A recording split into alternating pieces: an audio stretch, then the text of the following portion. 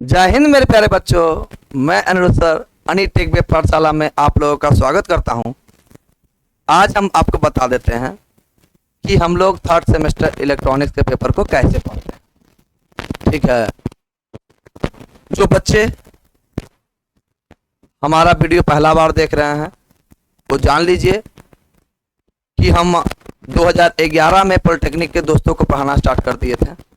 उसके बाद 2011 के बाद लगातार हम इलेक्ट्रॉनिक्स के लोगों को पढ़ा रहे हैं। और जब हम पढ़ाते हैं किसी बच्चे को तो अपना भाई बहन की तरह पढ़ाते हैं, अपना भाई बहन समझ के पढ़ाते हैं कि वो जल्दी नौकरी ले ले। यही उम्मीद से पढ़ाते हैं कि वो जल्दी नौकरी ले ले। समझ रहे हो ना। और हम चाहेंगे भी कि तुम लोग जब हमसे जुड़ो तो इस बात को ध्यान में रखते हुए कि मेरा एक बड़ा भाई हमारे लिए इतना मेहनत कर रहा है तो हम भी उसके लिए मेहनत करें और नौकरी ले लें। फालतू का सिर्फ सेमेस्टर में टाइम काटने के लिए पढ़ोगे बाबू तो फिर चलो अब वापस सिलेबस पे आते हैं। ठीक है, और रिकॉर्डिंग मत लेना। मेरा रिकॉर्डिंग बिक रहा है मार्केट में, मेरा रिकॉर्डिंग बिक रहा है, उससे मत लेना। कुछ लोगे तो नुकसान तुम्हारा ही होगा, क्योंकि फिर एनालिसिस करने के लिए हम लोग सर नहीं ना मिल पाएंगे बाबू। हालांकि हमसे फ़ोन करके हेल्प मांग लोगे तो तुम करेंगे ही, क्योंकि तुम बच्चे हो, भटक भी जाओगे तब भी हम तुमको सपोर्ट करेंगे। रिकॉर्डिंग खरीद भी ली हो तब भी, लेकिन इससे तुम्हारा नुकसान है, तुम बहुत अच्छा नहीं कर पाओगे, ये जान लो। हम चाहते हैं कि तुम लोग ये गलती मत करो। ठीक है, चलो आगे देखते हैं भाई। हम लोगों को 5 सब्जेक्ट पढ़ना होता है। पांचों सब्जेक्ट कम्युनिकेशन के लिए मतलब इलेक्ट्रॉनिक्स के लिए बहुत ही इंपॉर्टेंट है, जिसमें सबसे पहला सब्जेक्ट है कम्युनिकेशन। पांचों सब्जेक्ट इलेक्ट्रॉनिक्स के बच्चों के लिए बहुत इंपॉर्टेंट है भाई। सबसे पहला सब्जेक्ट आपको पढ़ना है कम्युनिकेशन, जो कि बैकबोन है। हर कंपटीशन में, हर सेमेस्टर में आपको कम्युनिकेशन का कोई ना कोई एक सब्जेक्ट दिया जाएगा। आप थर्ड से लेकर के फिफ्थ तक देखिएगा कि कम्युनिकेशन का एक पेपर या एक टॉपिक जरूर दिया गया है। यहाँ पे आपको बेसिक कम्युनिकेशन से इंट्रोड्यूस कराएंगे, जहाँ हम बताएंगे कम्युनिकेशन सिस्टम क्या होता है, उसका तीनों पार्ट ट्रांसमीटर, रिसीवर, चैनल को समझाते हुए हम बताएंगे कैसे सिग्नल को एक जगह से दूसरे जगह तक ट्रांसमिट किया जाता है और रिसीवर एंड पे वो सिग्नल कैसे रिसीव होता है। तो ट्रांसमीटर एंड पे सिग्नल को ट्रांसमिट करने के लिए एक प्रोसेस का इस्तेमाल किया जाता है।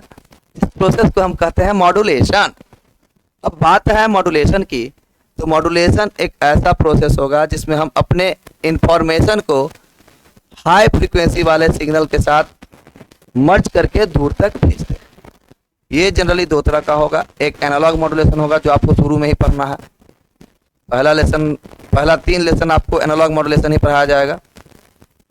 बहुत सा टॉपिक इस सिलेबस में नहीं लिखे हुए हैं, लेकिन उसको पढ़ाएंगे हम, तभी आपको इसका कॉन्सेप्ट क्लियर आएगा। देखो, कुछ लोग बोलेंगे कि मेरे पास 20 साल का अनुभव है, लेकिन उनका अनुभव इलेक्ट्रिकल में है, इलेक्ट्रॉनिक्स में नहीं है, है ना। वो ये पेपर पढ़ा रहे हैं, बर्बाद कर देंगे।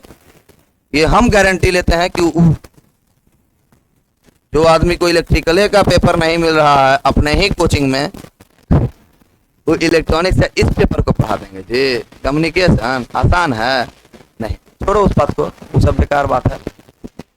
लेकिन इस बात को तुमको सचेत कर दे रहे हैं, वैसा कोचिंग से बचना जहाँ पे इलेक्ट्रिकल का टीचर इलेक्ट्रॉनिक्स पढ़ाए, और ठीक है ना, उससे बचना। और अगर इलेक्ट्रिकल के टीचर पढ़ाते हैं तो ये देखो कि कौन सा पेपर पढ़ाते हैं, क्या वो इलेक्ट्रिकल में भी पढ़ना है। अगर वैसा है तो कोई दिक्कत नहीं है। अगर इलेक्ट्रिकल के टीचर इलेक्ट्रिकल का पेपर का टॉपिक को कॉमन वाला पढ़ा रहे हैं तो कोई दिक्कत नहीं है, वो थोड़ा सा पढ़ा लेंगे।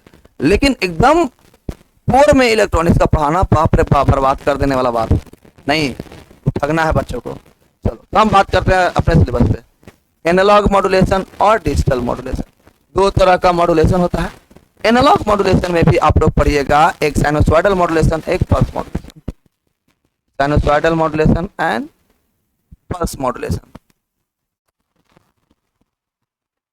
पल्स मॉड्यूलेशन इन सब का अलग अलग चैप्टर कर दिया। साइनोसॉइडल मॉड्यूलेशन में आपको पढ़ना होता है amplitude modulation, frequency modulation and phase modulation.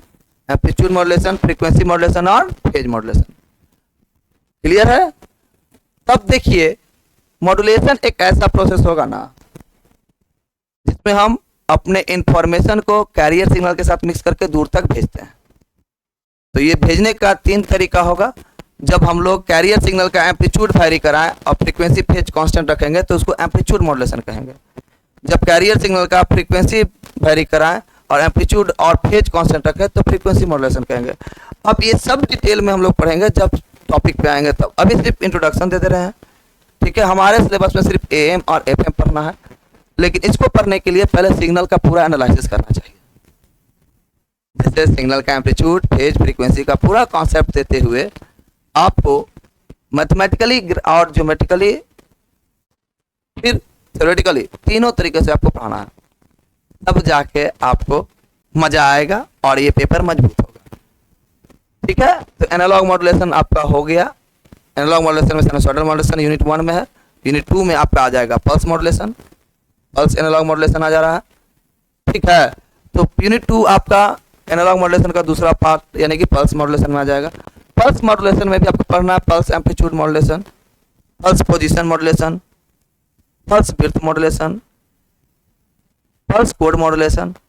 लेकिन यहाँ पे आपको सिर्फ और सिर्फ पल्स मॉड्यूलेशन करने के लिए जो प्रोसेस होता है वो दिया गया है, जिसमें हम लोग सैम्पलिंग पढ़ते हैं। सैम्पलिंग में हम लोग देखते हैं कि कैसे एनालॉग सिग्नल को डिस्क्रीट सिग्नल में कन्वर्ट किया जाता है। अब बोलो सर डिस्क्रीट सिग्नल क्या होता है, एनालॉग सिग्नल क्या होता है, तो वो सब बात आपको हम क्लियर कराते जाएंगे जब आपको हम सिलेबस पढ़ाएंगे तब। अभी सिर्फ सिलेबस का ओवरव्यू दे रहे हैं, जब सिलेबस में हम टॉपिक को अच्छे से बताएंगे तो पूरा क्लियर कराएंगे, ठीक है। तो सैम्पलिंग का टाइप फिर पढ़ना है जो कि यहाँ पर दिया हुआ है, natural sampling, flat top sampling और आइडियल सैम्पलिंग। 3 सैम्पलिंग होगा जिसमें हम लोग को 2 सैम्पलिंग पढ़ना है। दोनों सैम्पलिंग का टाइम एंड फ्रीक्वेंसी डोमेन पढ़ना होता है, इसलिए सैम्पलिंग और उसका टाइप हम यहीं पे पढ़ा देंगे। फिर सैम्पलिंग थ्योरम पढ़ाएंगे। सैम्पलिंग थ्योरम में नाइक्विस्ट थ्योरम पढ़ाना होता है, नाइक्विस्ट क्राइटेरिया भी बताएंगे और फिर एलाइजिंग प्रॉपर्टी बताएंगे कि एलाइजिंग किस तरह का ड्रॉबैक है। फिर आएगा इंटरपोलेशन, ये इफेक्ट के बारे में समझना जरूरी है भाई।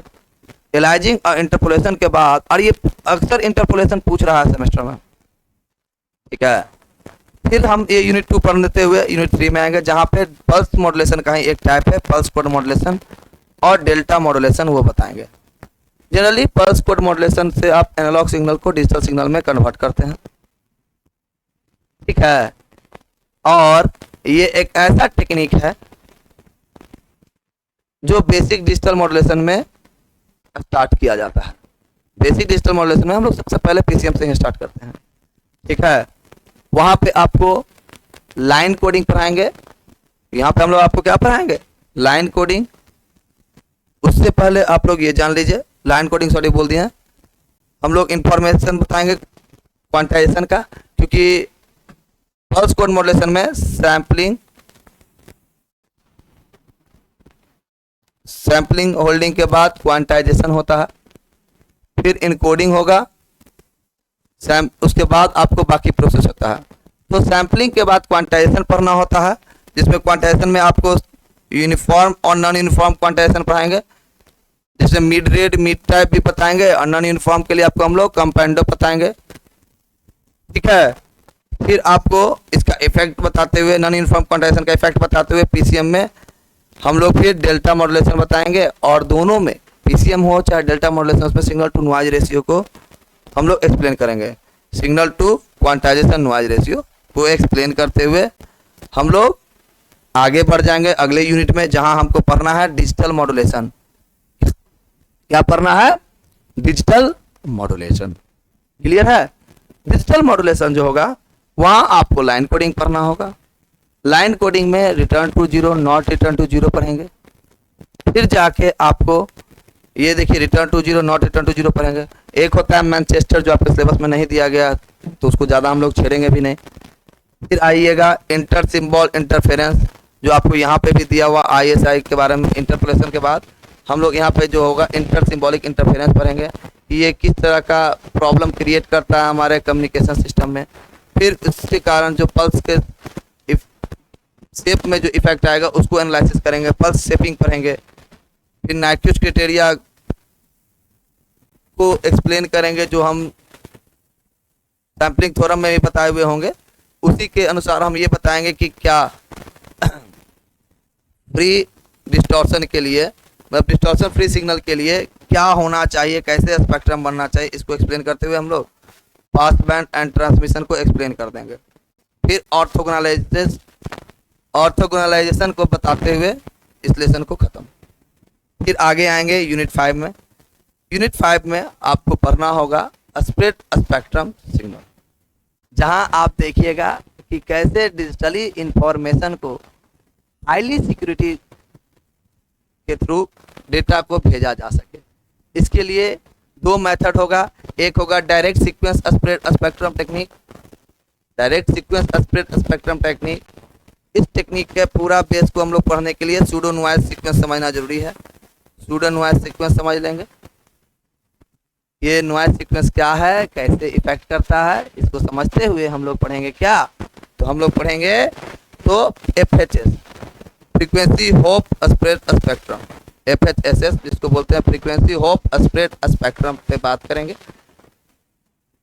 देखेंगे इसमें कैसे कोई बाहरी आदमी हमारे इंफॉर्मेशन को ना देख पाए, कि क्या इसके सिक्योरिटी में हम लोग करते हैं, ये सब यहाँ पर और एक्स्ट्रा चीज़ सिखाया जाएगा। फिर आप पढ़िएगा एप्लीकेशन उस स्प्रेड स्पेक्ट्रम का, और लास्ट टॉपिक होगा जो बहुत ही मज़ेदार होगा, 3-4 घंटा लग जाता है हमको पढ़ाने में, जिसका नाम है कोड डिवीजन मल्टीपल एक्सेस। तो सर ये वो टॉपिक पढ़ाने में 3-4 घंटा, तो हाँ बाबू बड़ी मज़ेदार है। ये आपको 4th में भी दिखेगा, ये CDA में 4th में भी दिखेगा, 5th में भी दिखेगा, ये CDA में जो है वो 4th 5th सब में दिखने लगेगा, ठीक है ना। इसीलिए 4th में नहीं है सर, 5th और 6th में है, तो 5th और 6th में दिखेगा, तो आपको हम बता दे रहे हैं, इसीलिए अभी ही पूरा बता देंगे लगभग कि 5th 6th में आपको आसान लगे, वही चीज़ दोबारा रिपीट होगा, ठीक है। ये है आपको सिलेबस ओवरव्यू में कम्युनिकेशन के सिलेबस का ओवरव्यू। जल्द आएंगे हम दूसरे सब्जेक्ट के भी सिलेबस का ओवरव्यू लेके। जय हिंद बच्चों, ठीक है।